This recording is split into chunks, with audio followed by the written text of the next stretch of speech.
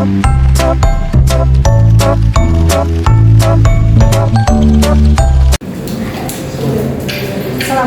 warahmatullahi wabarakatuh. Waalaikumsalam warahmatullahi wabarakatuh. Selamat pagi teman-teman semua. Yang terhormat Ibu Denjela Taningrat selaku dosen pengampu mata kuliah konsep dasar biologi. Terima kasih atas kesempatannya. Kami dari kelompok 3 di sini kami akan mempresentasikan hasil media ajar sistem pencernaan yang telah kami buat. Saya Salma Azkia sebagai moderator. Di sini saya tidak sendiri. Di sebelah saya ada Rizka, di sebelah saya ada Putih, di sebelah saya kemudian ada Felicia dan ada Hilma. Nah, media ajar yang kami buat itu yaitu sistem pencernaan. Bisa dilihat oleh teman-teman semua di sini. Sistem pencernaan yang telah kami buat ini alat dan bahannya itu yang pertama itu ada styrofoam, yang kedua itu ada peringan-peringan organ beserta keterangannya. Lalu di sini ada organ, ada mulut, ada kerongkongan, ada lambung, lalu ada usus halus, ada usus besar dan ada anus. Lalu ada organ-organ yang membantu juga gitu di latar di belakang yang membantu sistem pencernaan ini ada hati, ada kantong empedu dan ada pankreas. Lalu selain itu alat dan bahannya kami menggunakan selang berukuran 5 mm, ada juga botol dan pewarna dan ada suntikan. Langsung saja mungkinnya kepada penjelasan ini ya. Dia kayak mendorong si makanannya itu ke gigi gerham. Jadi si gigi gerham itu jadi diolah tuh si makanan tuh dihaluskan. Jadi nah di situ juga kan ada lidah. Di mulut kita ada lidah. Nah lidahnya itu dia punya kayak kelenjar liur gitu yang membuat si makanan itu jadi lebih halus, jadi menghaluskan zat-zat tepung atau karbohidrat menjadi zat gula sederhana. Nah si air liur juga itu berfungsi buat melindungi si makanan dan tenggorokan. Jadi nanti si makanan setelah diolah kan jadi halus gitu ya. Nah nanti setelah itu makanan akan masuk ke tenggorokan. Nah di tenggorokan ini di sini ada otot tenggorokan yang disebut kerongkongan, yang disebut epagus. Nah jadi otot si kerongkongan itu dia makin mendorong si makanannya itu menuju lambung. Selanjutnya itu adalah setelah diproses dari mulut lalu masuk ke kerongkongan, lalu masuk ke lambung. Nah jadi si makanan itu masuk ke lambung, di lambung selama 2 jam. Di dalam lambung itu si makanan-makanan itu memecah menjadi partikel-partikel kecil. Nah habis itu mendorong ke dalam usus halus si makanan dari lambung tersebut. Nah fungsi lambung itu bisa menyaring zat-zat dari berbahaya. Selanjutnya itu ada usus halus. Usus halus itu panjangnya mencapai 7 meter. Usus halus dibagi menjadi 3. Yang pertama itu ada duodenum, yaitu usus 12 jari. Usus 12 jari ini memiliki panjang 20 sampai 25 cm. Lalu yang kedua itu ada usus kosong. Usus kosong ini berfungsi untuk menyerap gula, asam amino dan asam lemak.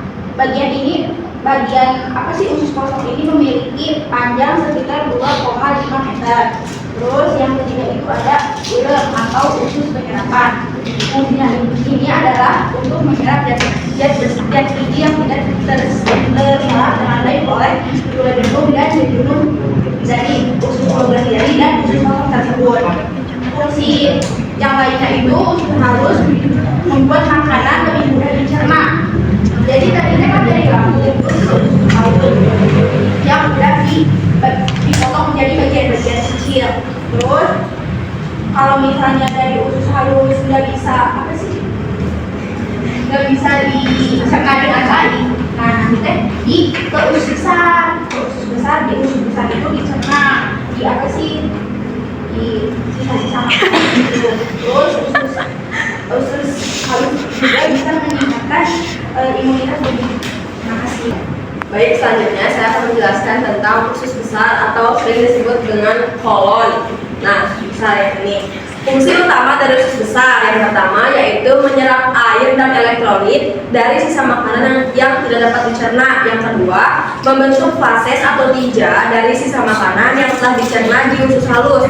Yang ketiga, sebagai tempat penampungan sementara fases sebelum dikeluarkan melalui anus. Nah, si usus besar ini memiliki strukturnya. Nah, usus besar ini memiliki panjang sekitar 1,5 meter dengan memiliki beberapa bagian. Yang pertama, ada yang namanya sekum. Sekum ini sebenarnya sebelah sini, yang agak gede ini. Sekum ini merupakan bagian awal dari usus besar, di mana dia yang menerima sisa makanan dari usus halus.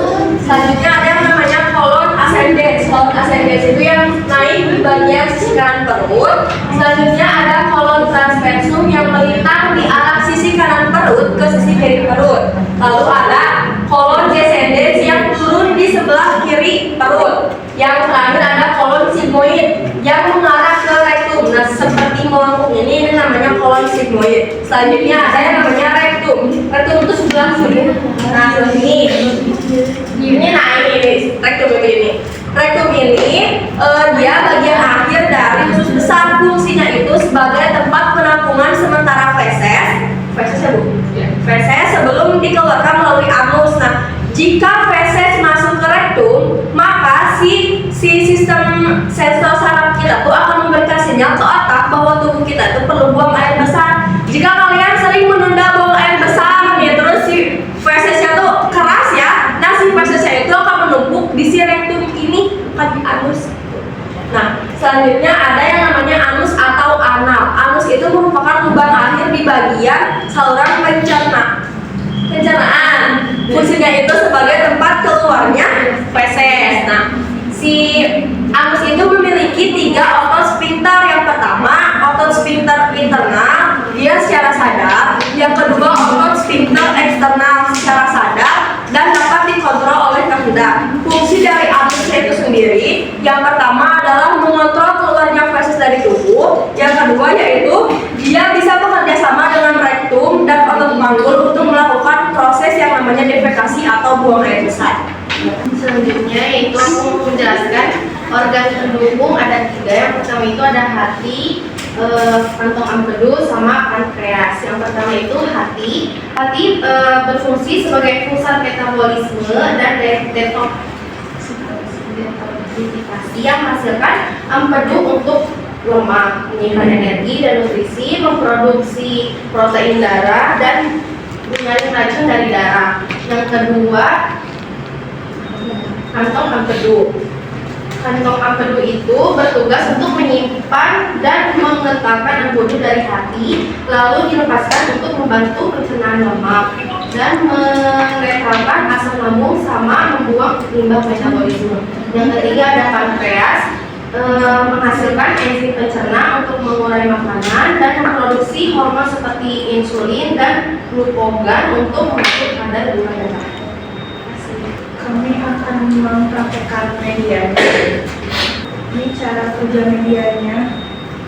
Dimasukin cairannya lewat atas. Kemudian ini kurangnya cairan. Jelas aja deh. Nah, ini dari sini ya. Cairannya pertama cairannya tuh masuk lewat atas. Ini sesuai apa sih pencernaannya ya, kan makanan masuk melewati mulut, lalu melalui kerongkongan ke lambung, lalu setelah ke lambung ini ke bawah dulu ke usus halus. Dari usus halus kemudian masuk ke usus besar, lalu memutar dan akhirnya di anus seperti itu. Terima kasih atas perhatiannya. Assalamualaikum warahmatullahi wabarakatuh.